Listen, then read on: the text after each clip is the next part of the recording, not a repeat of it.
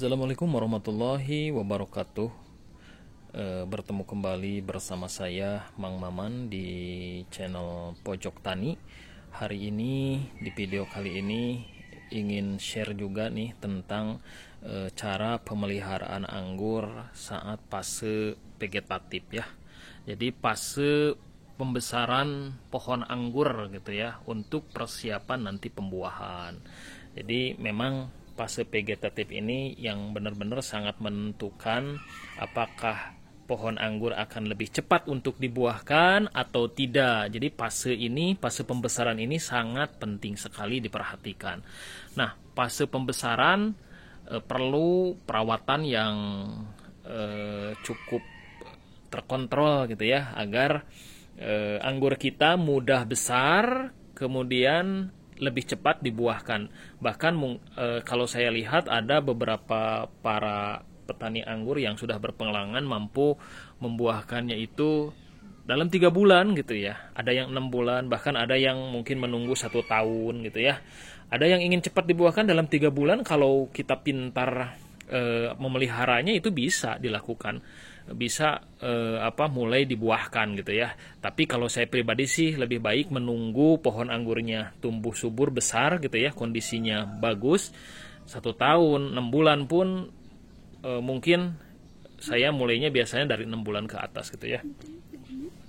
6 bulan ke atas itu sudah mulai persiapan untuk dibuahkan.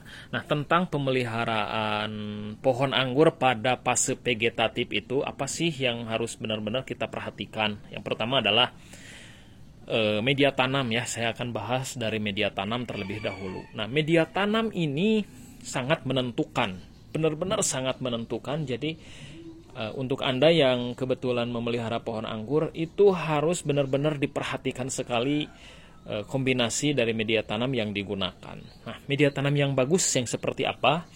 Ya, ini saya pernah beberapa kali tentunya mencoba gitu ya, dari dari informasi yang saya dapatkan dari internet.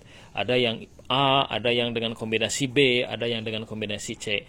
Namun saya pun akhirnya setelah mencoba punya formula sendiri mana yang bagus gitu ya, setelah mencoba beberapa kali. Nah, media tanam harus diperhatikan itu adalah keporosan, harus poros. Nah, yang bagus yang seperti apa? Nah, ini kalau menurut saya pribadi ya, versi saya itu terserah gitu ya.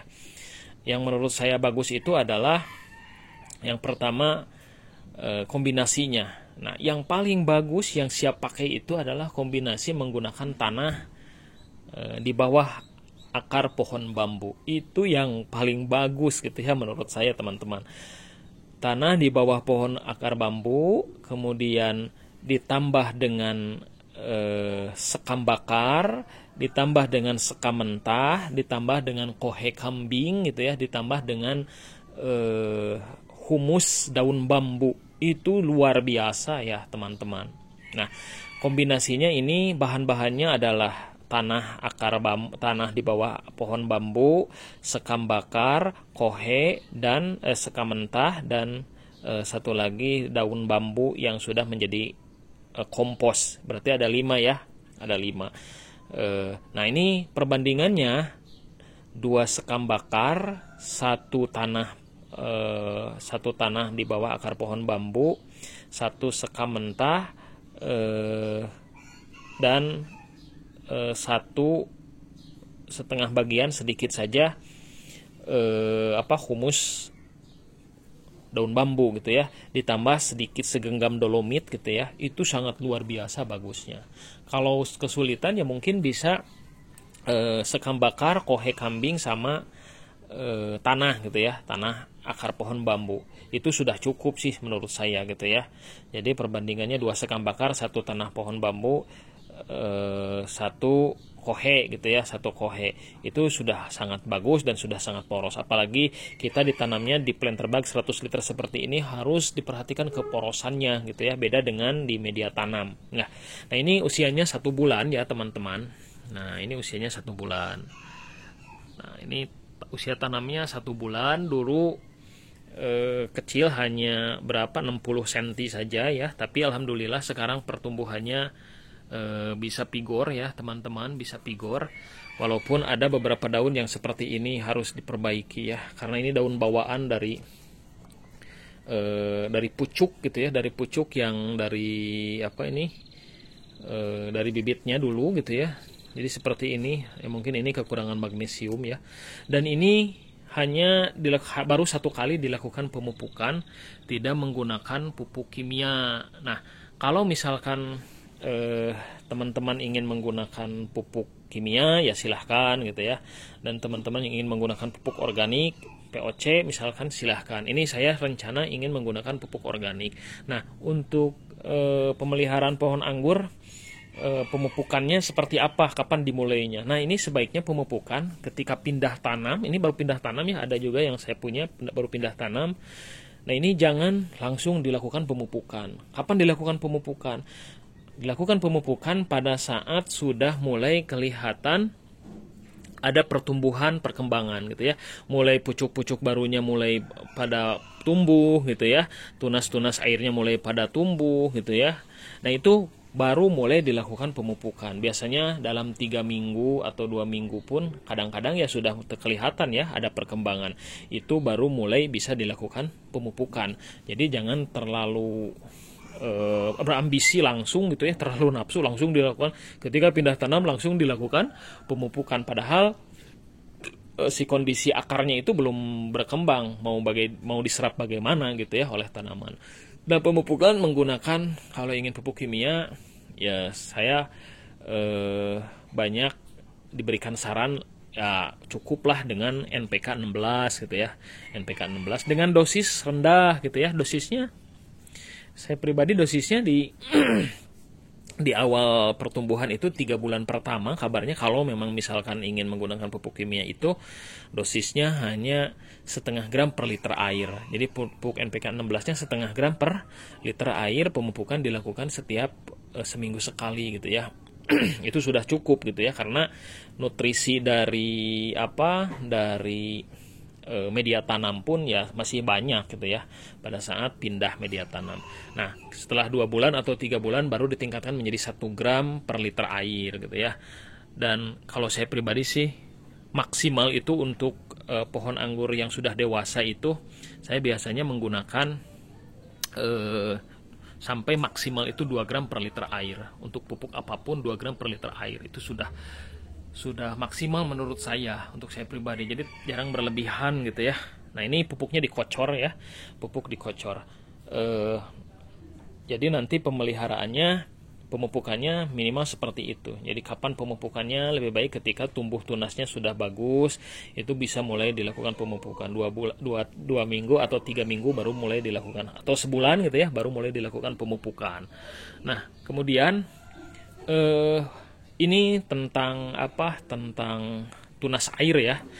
Ketika pohon anggur ini tumbuh, pasti di setiap ketiak daunnya itu tumbuh tunas seperti ini ya. Ini ketiak daun pasti tumbuh tunas seperti ini. Nah, ini namanya tunas air ya, sahabat.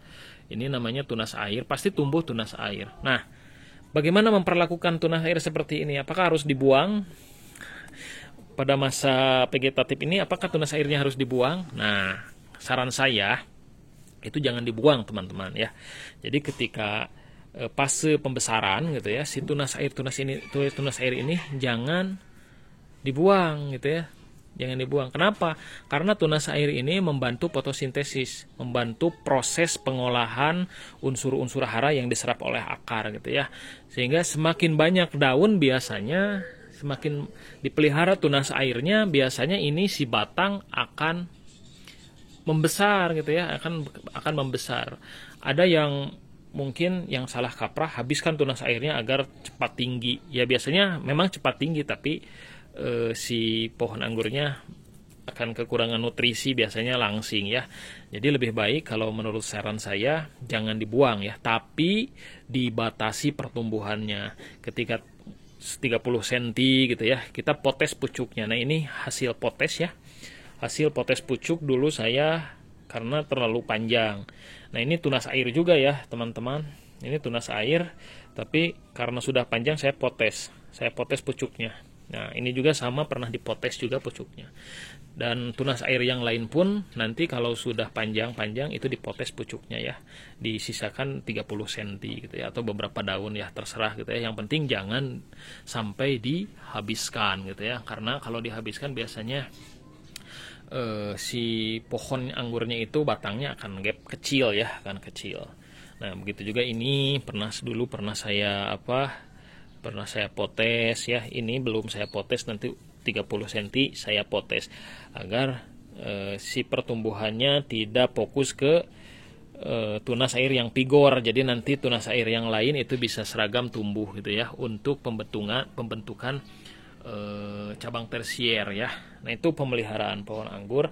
Penyiraman dilakukan ya seminggu, kadang 2 kali gitu ya, kadang 3 kali, tergantung dari kondisi media tanam. Yang harus dijaga itu ketika media tanam sudah mulai kering, itu harus dilakukan penyiraman. Yang penting media tanam itu harus kita pertahankan kelembabannya, jangan sampai kering dan jangan terlalu basah. Itu kunci penting pada saat pembesaran pohon anggur. Yang penting jangan terlalu fokus dulu ingin dibuahkan, tapi kita lebih baik fokus bagaimana cara si pohon anggur ini sehat, memiliki daun-daun yang lebar gitu ya, memiliki daun-daun yang lebar. Nah, daun-daunnya sudah mulai membaik ya teman-teman. Dan ini baru pemupukan dengan POC saja. Jadi saya rencana hanya menggunakan pupuk organik cair saja ya, sampai nanti pembuahan. Saya ingin lihat apakah bisa tumbuh kembang dengan baik atau tidak gitu ya. Jadi lebih baik dipelihara dengan baik gitu ya, sampai benar-benar besar. Nanti setelah besar baru mulai dibentuk tajuk ya, tajuk untuk pembentukan batang tersier yang nanti akan saya bahas. Oke. Ini pohon anggur saya Taldun gitu ya, dan ini pohon anggur Livia. Usianya 1 bulan, genap 1 bulan. Nah, mudah-mudahan apa yang saya share informasinya bisa menambah manfaat untuk teman-teman para pengangguran. Salam hijau, salam pengangguran. Terima kasih. Assalamualaikum warahmatullahi wabarakatuh.